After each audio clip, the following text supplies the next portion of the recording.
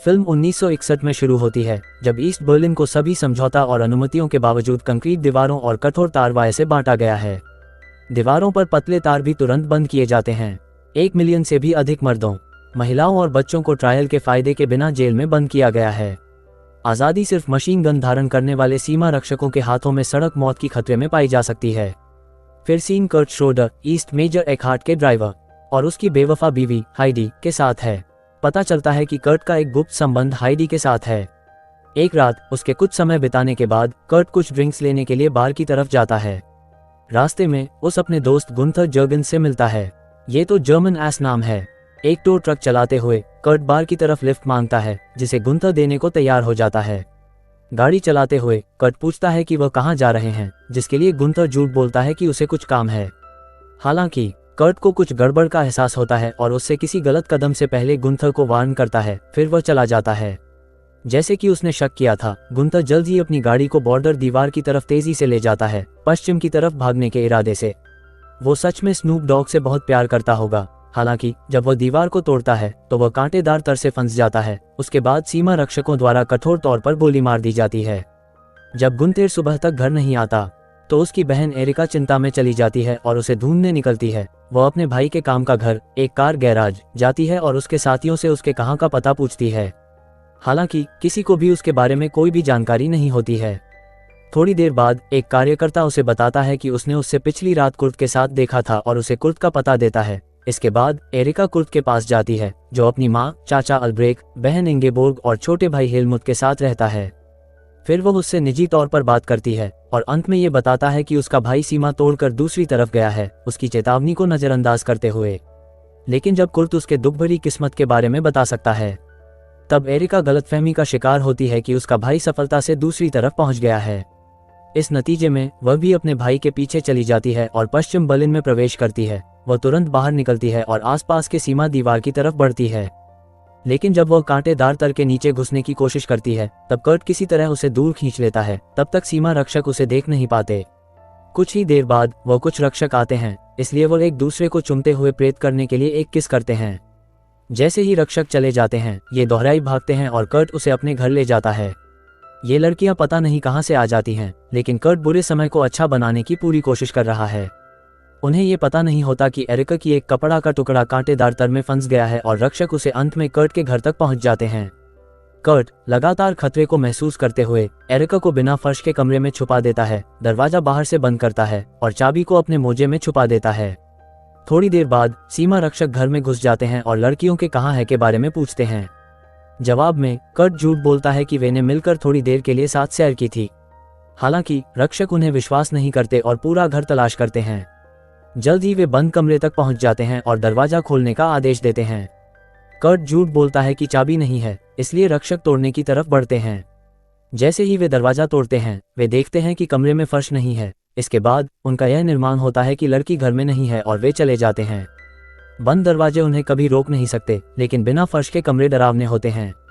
इस घटना के परिणाम स्वरूप कर्ट एरिका को यह कहता है कि जब तक अंधेरा नहीं हो जाता तब वो यहाँ से नहीं जा सकती। उसने कहा कि वो मेजर एकहार्ट के वाहन को लेकर आएगा और उसे घर छोड़ेगा। दिन भर काम के बाद उसने मेजर से कुछ समय के लिए उसके कार को उधार लेने की अनुमति मांगी, जिसे उसने स्वीकृत किया। अनुमति मिलने के बाद कर्ट कार में घर लौट आता है और एरिका से उसके चले जाने के लिए तैयारी करने को कहता है। तभी उन्हें दरवाजे पर किसी की दस्तक की आवाज सुनाई देती है। यह उनका पड़ोसी मार्ग है। क्योंकि उसने मेजर की कार देखी है, इसलिए उसने कर्ट से मदद चाहती है कि वो बर्लिन के पश्चिम कोने में भाग जाए। इसमें उसने दावा की है कि उसने यहाँ रहने के बाद तनाव महसूस करना शुरू कर दिया है।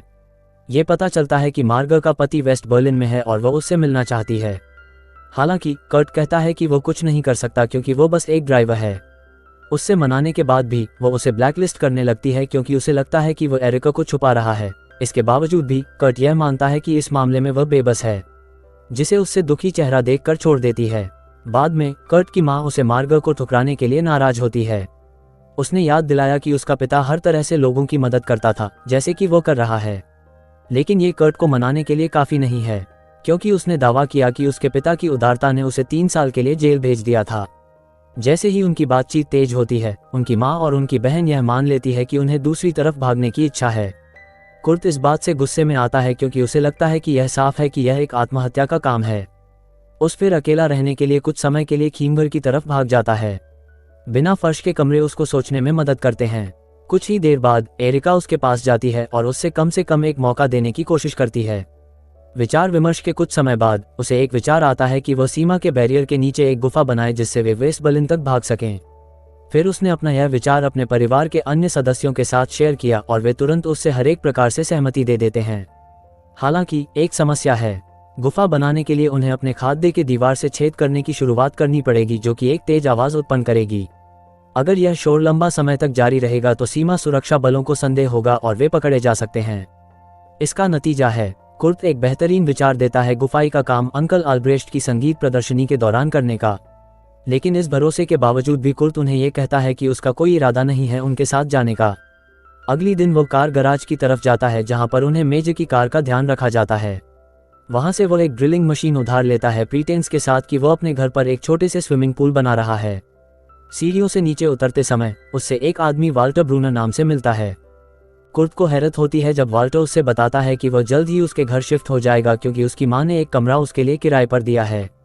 ये जानकर कि यह पूरा योजना को खतरे में डाल सकता है, कुर्ट जल्दी से अपने पैसे वापस करता है, दावा करते हुए कि कमरा अब उपलब्ध नहीं है। मेरी जगह से दूर रहो ब्रूनर। किसी अजीब इंसान। उस दिन से लेकर कुर्ट, एरिका और अन्य परिवार के सदस्य अपने भागने की योजना का आरंभ करते हैं।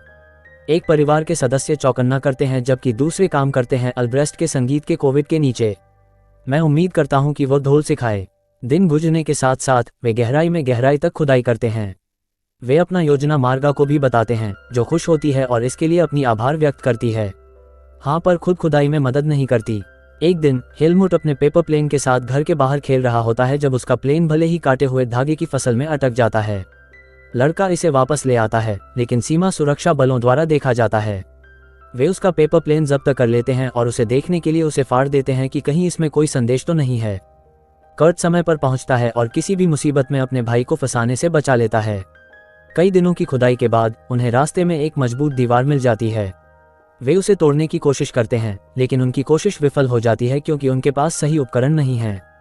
एरिका का सुझाव है कि वे दीवार के ऊपर से खुदाई करें, लेकिन कर्ट इसे बहुत ज्यादा रिस्की मानता है क्योंकि वे पहले से ही बहुत नजदीक हैं। इससे एक अंधकारांत का अंत मानते हुए वे सभी उम्मीद खो देते हैं। फिर भी अंकल ऑल्ब्रेस्ट योजना को अंजाम देने के लिए टीम को प्रोत्साहित करते हैं क्योंकि वे कुछ दिनों की मेहनत को बेकार नहीं जाने देना चाहते हैं। जब सब सहमत होते हैं, कर्ट भी मजबूरी में उनके साथ चलता है।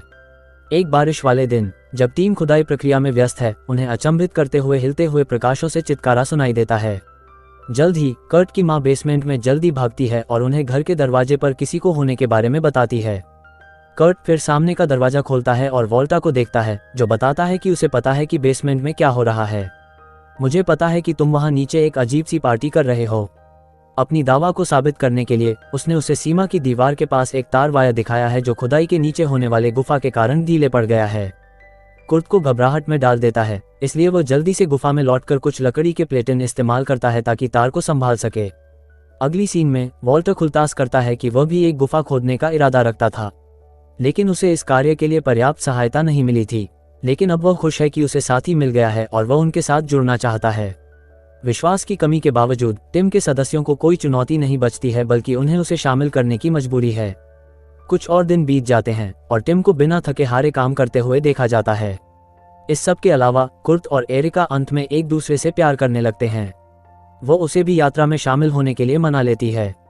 एक रात एरिका बिना सोचे समझे गुफा में कम ऑक्सीजन के स्तर के कारण बेहोश हो जाती है। कुर्ट जल्दी से उसे बाहर ले जाता है और उसे कुछ ताज़ा हवा सांस लेने देता है खिड़की के जरिए से। इस निजी समय में एरिका अपने सपने को व्यक्त करती है कि दूसरी तरफ पहुंचकर अपने भाई से पुनर्मिलन करना है। इस सुनते हुए कुर्ट अपने भाई के बारे में सच्चाई छुपाने की क्षमता नहीं रखता, इसलिए वह उसे बहुत पहले ही इस बारे में बताने का साहस दिखाता है, लेकिन वह उसे नहीं सुनने देती और दिन बीतने के साथ साथ उसमें उससे इस बात को बताने की हिम्मत नहीं मिलती। ये जानकारी उसे चौंकाने में डाल देती है, जिससे उसे रोना आता है, लेकिन कुर्ट वहां होता है उसे समझाने के लिए। अगले कुछ दिनों में गुफा अंत में तैयार होती है। एक छोटे से खाने के झांके के माध्यम से उसका अस्तित्व सत्यापित किया जाता है। कुर्ट तुरंत इस खबर को बाकी टीम के सदस्यों के साथ शेयर करता है, जो फिर रात के समय भागने का इरादा करते हैं। उसी शाम मार्गा एरिका के घर जाती है और उसे उसकी माता पिता को अपने वर्तमान के बारे में सूचित करती है। उसने गुप्त गुफा के बारे में भी बताया और उनसे अपनी योजना में शामिल होने को कहा। दुखद किस्मत से यह एक बड़ा गलती निकलता है। एरिका के पिता, जो कम्युनिस्ट पक्ष का समर्थक एक प्रोफेसर हैं, तुरंत इस योजना को मेजर एकहार्ट को बताते हैं। उसके पास एक शर्त है कि उसकी बेटी को बचा लिया जाए। मार्गो को अपने ही बाप के बारे में ये जान लेना चाहिए था। इस बीच कुर्ट मेजर को चलाने का इंतजार कर रहा होता है जब उसे महसूस होता है कि सुरक्षा अधिकारी उसे ढूंढ रहे हैं।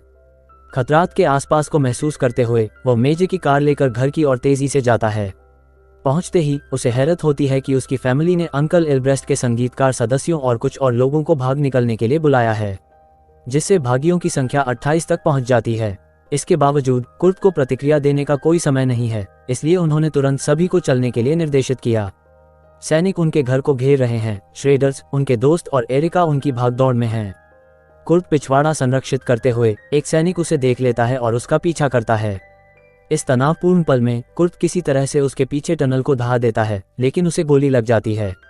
भाग्यशाली रूप से एरिका उसकी बचाव में वापस आती है और उसे साथ ले जाती है।